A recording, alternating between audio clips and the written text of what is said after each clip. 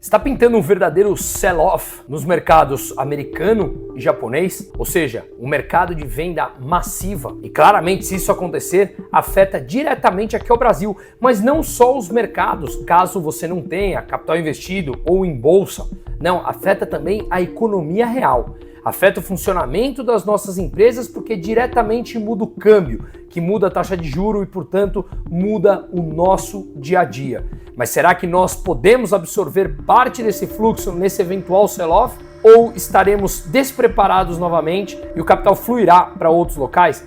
Vamos entender no detalhe como isso funciona, mas de maneira simples, para que você vá além da manchete. Entenda como algo que pode parecer abstrato ou técnico pode te ajudar na proteção do seu patrimônio e na proteção dos ciclos econômicos dentro do teu emprego, da tua empresa e da tua vida. Vamos entender.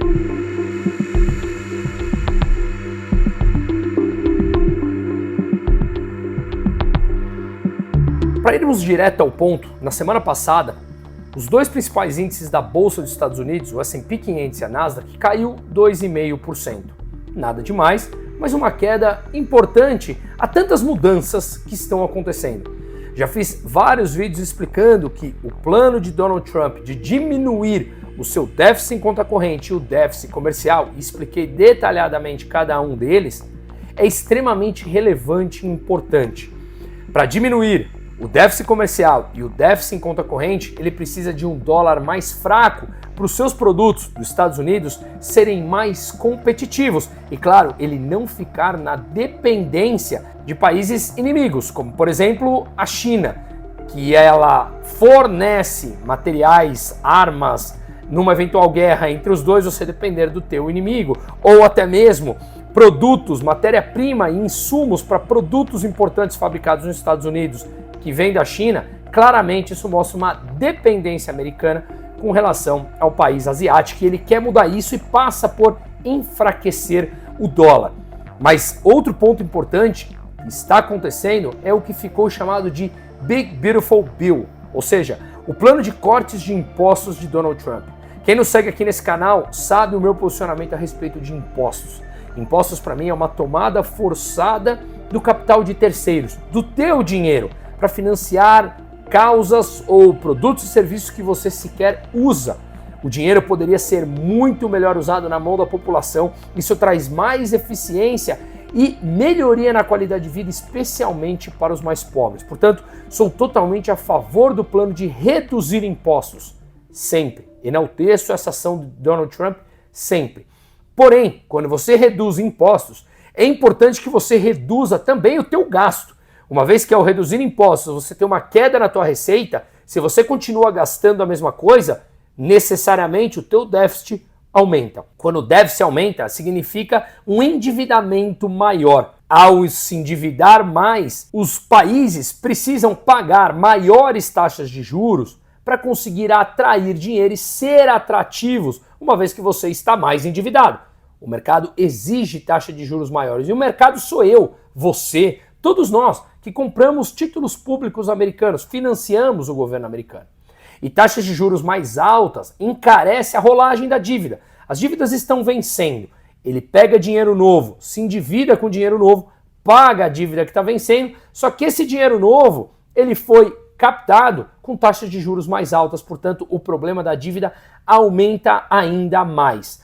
Se a receita do governo cai e o déficit, que já é gigantesco nos Estados Unidos, da ordem de 2 trilhões, 6,5% do PIB, continuar crescendo, o endividamento sobe e as curvas de juros sobem mais ainda, o que encarece o crédito, encarece as hipotecas aos americanos que já estão extremamente endividados. Inclusive, no vídeo que eu fiz na semana passada e detalhei o problema como um todo, recomendo que vocês assistam, eu mostrei que a taxa de hipoteca já se aproxima de 7% ao ano nos Estados Unidos, o que encarece o financiamento imobiliário. Pois bem, alguns estudos já mostraram que se o corte de imposto for aprovado no Senado, que é o processo que falta lá nos Estados Unidos, e o gasto não for cortado nos Estados Unidos, esse déficit pode aumentar para 3, 4 trilhões na próxima década. E aí, claramente, coloca mais pressão na curva de juros futura dos Estados Unidos.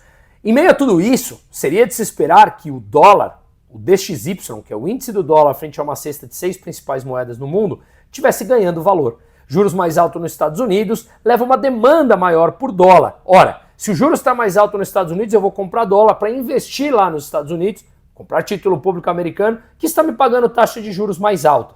Isso historicamente aconteceu. Mas o que vemos agora é algo diferente.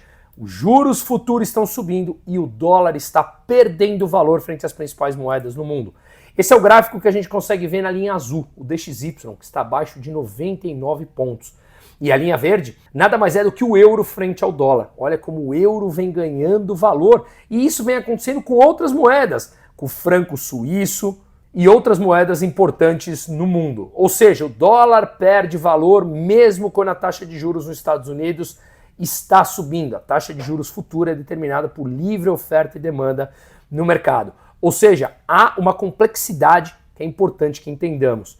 E para entender todo esse ciclo econômico, a gente precisa entender e entrar no debate. Será que o Brasil pode surfar a onda de captar parte desse dinheiro pelo mundo? Pois bem, para isso nós precisamos nos educar política e economicamente, exigir reformas, desmascarar as mentiras, confrontar o discurso único, ensinar as crianças a pensar, refletir e não apenas repetir bordões óbvios e superficiais, denunciar o populismo e o aparelhamento do Estado. Mas se nós não sabemos identificar esses processos, como é que nós vamos conseguir pressionar? Por isso que eu os convido para participar do debate diário comigo no WhatsApp. O link está no descritivo, o QR Code está aqui na tela. Vamos juntos para termos a oportunidade de deixar um país melhor. Não apenas crescermos como pessoa, mas também deixarmos um país melhor. Ou então é melhor assistir o país definhar. Além do debate diário, que a gente fala de investimentos, política, economia, geopolítica, tem mais de 100 horas de livros resumidos em vídeos de Mises, Ação Humana, um tratado econômico, livros de tratados de política, a lei de Bastiat, além de cursos gravados por mim de microeconomia, macroeconomia, contabilidade gerencial, para que nós possamos ter mais ferramentas e nos protegermos das mudanças governamentais que sempre ocorrem e a compreensão do ciclo econômico. Então deixo o convite, vai ser um prazer ver todos vocês por lá. Pois bem, voltamos aqui então. Taxa de juros em alta, mas o dólar perdendo valor. E o Japão? O Japão é o país mais endividado do mundo. 240% a relação dívida frente ao PIB japonês. O segundo país mais endividado no mundo é a Itália, com 135%. Estados Unidos, 125%. Países extremamente endividados, que, como eu falei aqui, a dívida segue crescendo se você não cortar esse gasto público. E ao olharmos o montante que o governo americano gastou do começo do ano de 2025 até hoje, já é maior o gasto do que o mesmo período do ano passado. Nesse ano gastou por volta de 3 trilhões e 80 bilhões, quando no ano passado, nesse mesmo período, tinha gastado pouco mais de 2 trilhões e 920 bilhões, ou seja, um gasto maior, portanto eles não cortaram gastos e isso tende a aumentar o déficit. Repito, apoiamos sempre o corte de impostos, mas também precisa diminuir o crescimento da máquina pública. Pois bem, no Japão, como eles vieram incrementando a sua dívida ao longo das últimas décadas e não havia inflação, de novo, a importância de entender o ciclo econômico, que ele dura mais tempo. A inflação, por fim, chegou no Japão depois do incremento da dívida que o transformou no país mais endividado do mundo. A inflação hoje está em 3,6% no Japão. Os juros reais estão negativos. O que significa isso? Que os juros é menor do que a inflação. Ou seja, o patrimônio dos japoneses já está sendo corroído pela inflação.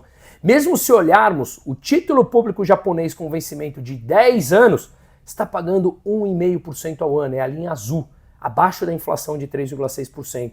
O título público japonês pagando mais de 3%, e ambos cresceram um absurdo o montante que o Japão precisa pagar de juros para atrair capital nos últimos meses. O título público japonês de 30 anos pagando mais de 3%, mas mesmo assim abaixo da inflação de 3,6%. Um problema importantíssimo, que o primeiro-ministro japonês veio a público na semana passada e falou que a dívida deles, o problema da dívida e o problema fiscal é mais grave do que o da Grécia, quando a Grécia quebrou e arrastou toda a Europa. Nesse mesmo gráfico, na linha laranja, nós vemos os títulos públicos americanos com vencimento de 10 anos, que é o título mais líquido do mundo e proxy para os outros países emitirem seus títulos de 10 anos. O dos Estados Unidos está pagando mais de 4,51%, também num crescimento importante nos últimos tempos. E como eu falei, os juros mais altos deveria levar a uma demanda maior de dólar e não está acontecendo. Portanto, o que vemos é uma desalavancagem de Estados Unidos, o que pode levar, inclusive, se os juros continuar a subir no Japão, o incentivo de governo e credores privados dos Estados Unidos venderem os títulos públicos americanos, japoneses vendendo os títulos públicos americanos. Vale lembrar que o Japão é o país que mais tem título público americano, 1 trilhão e 100 bilhões mais ou menos. A China chegou a ter mais de 1 trilhão, já vem vendendo, está por volta de 750, 800 bilhões agora. Portanto, se a taxa de juros sobe no Japão para conter a inflação, nós podemos ver um fluxo de capital no mundo, saindo de títulos públicos americanos, alemães, até mesmo brasileiro, para voltar para o Japão, uma vez que a taxa de juros lá estaria mais alta, e esse rearranjo faz preço nos mercados. Ativos podem desvalorizar com relação a isso. Se eles passam a vender os títulos públicos americanos como a China vem fazendo, numa quantidade alta, necessariamente o valor do título cai, mas a rentabilidade dele sobe. A taxa de juros que ele paga tem que subir. E ao subir, encarece a dívida desses países, faz preço nas moedas, nos câmbios e nos afeta aqui diretamente, porque a cotação do real acaba perdendo valor também, ou valorizando, e isso muda a forma como nós entendemos o ciclo econômico aqui. Portanto, nós vemos no mundo, Alemanha, Itália, França, seus títulos públicos de 10 anos também todos subindo, e há, assim, uma clara discussão agora da importância da diminuição das dívidas, que nos últimos anos, nas últimas décadas, os estados foram se endividando como se não houvesse amanhã, e essa é a importância da compreensão do ciclo econômico, principalmente da Escola Austríaca de Economia, que menciona claramente como funciona isso e quais ativos tendem a se beneficiar ou nos proteger em uma crise dessa. Mas e o Brasil? O Brasil, portanto, precisa fazer a sua lição de casa, parar com as suas ações heterodoxas, mas isso não faz parte da cartilha do PT. O PT continua com a prática da heterodoxia, ou seja, mais intervencionismo, mais gasto, mais populismo em um país que, segundo os cálculos e a metodologia do FMI, já temos uma relação de 86% da dívida frente ao PIB.